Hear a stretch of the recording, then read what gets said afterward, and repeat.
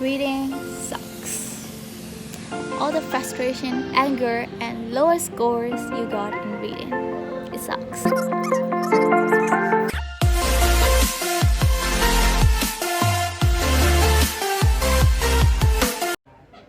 Hello. Hi guys, welcome back to my YouTube channel where we're talking about IELTS study tips, study journey in the UK.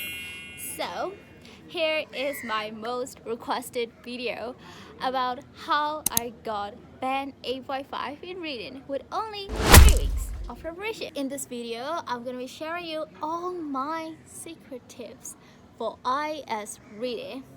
Like you guys already know, I only share the tips that I have tested. So likewise, in this video, I have tested most of the reading tips I found on the internet, and the following 5 tips are the best tips, like the best amazing tips. So I want to share with you guys. So let's get started. For those who don't know about IELTS reading, this is IELTS reading. You have to read 3 passages of this long within 1 hour, and you have to answer 40 questions in that 60 minutes. So it's not that easy, but it's not that hard, you know, you'll get it. There are 11 types of questions. Some sets it has 12 types, some sets is 14 types, but if you summarize all, there are only like 11 types. Is the score that you will get for all the correct answer. Like if you get 30 correct answer, you get band 7. If you get 35 correct answer, you will get band 8. And if you get 40 correct answer out of 40 questions, congratulations, you've got band 9 in IELTS reading, which is really hard to get. So yeah. Anyway, also you need to know that the questions become really difficult as the tests go on. So you should get the first question, all the first question correct if you want to get a higher band score. So tip number 1. Don't read every single word.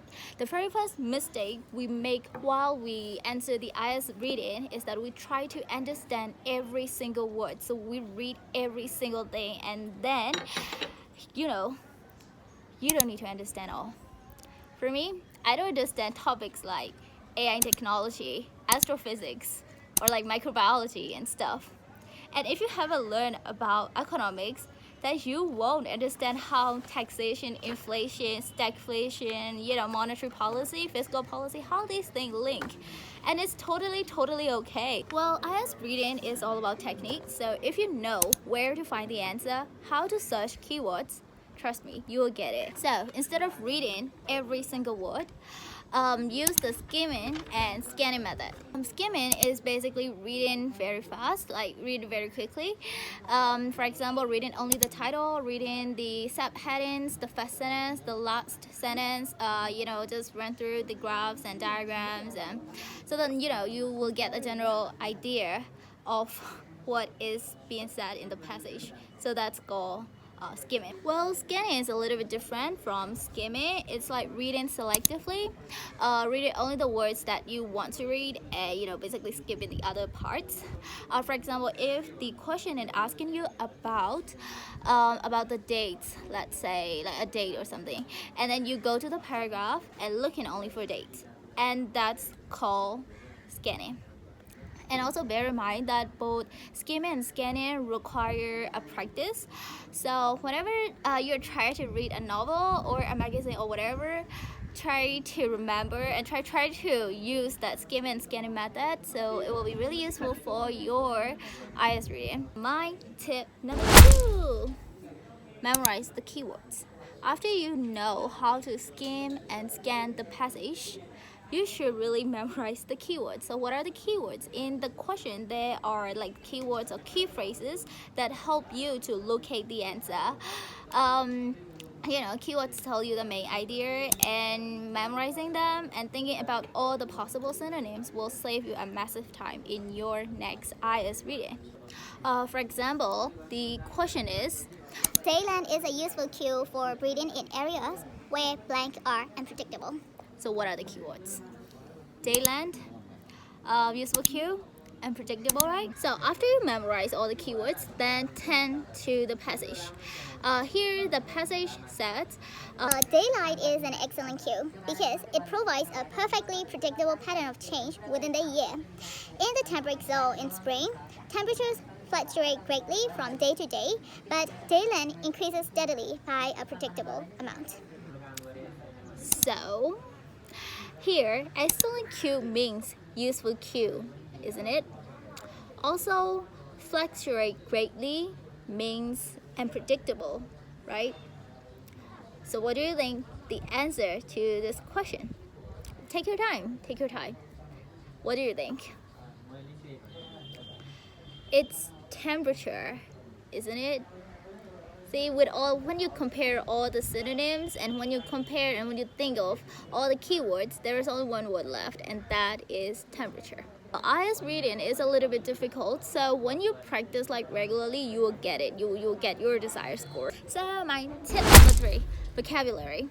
IELTS reading is more of a vocabulary test than the reading test. If you know more vocabulary, you get a higher score, and if you know more synonyms, you get a higher score. So, what can you do? Make notes. Come on, make notes. Here is my book for IELTS. I make all the notes, and some people suggest memorizing the new words, the new vocabulary. Some people suggest to read them again and again. Well, do whatever works best for you.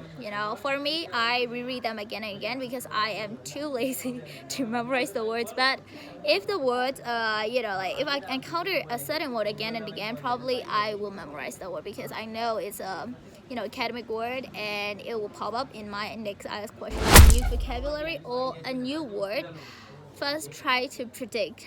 It's okay if you use dictionary, but you know it in your IELTS reading test, you are not allowed to use dictionary, isn't it? So why would you use the dictionary, right?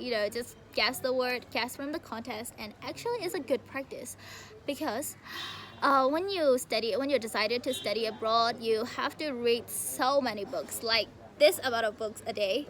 And if you use dictionary for every single word that you don't understand, it's really time consuming, So probably you have to, use the scan method and then read, just get the general understanding of what is said, and you're fine. So try to guess the word first, okay? Well, after that, write down that word in your notebook. Like here, I wrote down so many words. Gosh. And also, try to remember, don't only write down that word, write down the synonym and the sample sentence. Because if you only know the word, and if you don't know how to use that word, then there is no point. So, start making notes. After making notes, reread them again and again, because there is no point of making notes if you don't reread them, right? So please read them again and again. It's okay if you memorize it, do whatever works best for you, like I said before. For me, I read this whole book before I go to bed, like every day. And if you're a lazy person like me, I really encourage you to read your notes before you go to bed. It only takes like 15 minutes, so it's a good practice, Tip number 4, take a rest. Yeah, take a rest. You should. Why? Because you did so many past papers, and you did, you try so many tips and whatever, and then you still can't see any satisfying improvements. Actually, it's very common to reach a plateau. It happened to me once, and that time I just took a rest for a day or two. I didn't practice any past paper during that day, and then what I did was I read the novels. And I read some academic magazines, something like Harvard Business Review or something like that. When you feel like reaching a plateau, then you should probably stop doing all your past papers, stop working from all the past papers, and you should cultivate a habit of reading academic academic papers again. So It's okay if you read like novels like Harry Potter's or Sherlock Holmes, but remember that IELTS reading is the academic English test, so it's better if you read something related to academia like economics or Harvard Business Review, or like something related to academia. Then you will get your reading skills will improve in a short time, and then when you answer your past papers again, you will find that your scores improve a lot. Trust me. Then review which type of question that you are weak at. For me, truth was not given type was the lateral disaster. Like, I got so many wrong answers in that truth was not given type. And also comment down below if you want to know the tips on how you can get out a good score in that truth was not given type. But anyway, when you feel like you don't get enough like higher score in that certain type of question, probably you should think about all the tips that you are currently using, or maybe it is a good time for you to like explore new tips. So go online, go to Google, YouTube, and find some tips that work better for you, and then you'll get a higher score. Then when you practice again after your break, practice slow. Set the timer for 20 minutes. Answer only one passage, and after you answer, check with the answer keys, and if you make mistakes, analyze why and how you can get a better score, I mean like a good score in your next IELTS exam. Well, when you feel more confident, then it's okay, set the timer to 60 minutes and answer 3 passages in one shot. And yeah, of course, under exam pressure. Tip number 5, my last and finale tip. So, careless mistakes. Don't make careless mistakes like wrong spelling. Lots of easy marks are thrown away because of that incorrect spelling, so don't do it. Also, don't exceed the word limit. If the instruction says no more than 2 words, then don't write more than 2 words, because if you write 3 words, then you will lose marks on that question. So, common sense, come on. Don't leave any blank spaces. Again, you are not penalized for writing the wrong answer. So, just write, just write something that you think maybe they are correct sometimes. So just don't leave anything blank, because it's not worth it. Again, I don't know how many times I keep saying this, but learn from your mistake. Make a record of your mistake like I did here.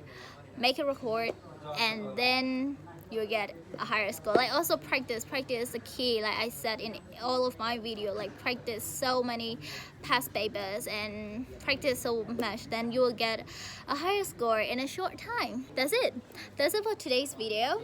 And if you haven't checked out my previous video, you should go and check it right now, because I mentioned all the study tips and my study timetable, like my intensive study timetables, in my previous video. And if you want to get a higher band score in IELTS, you definitely should go and check it.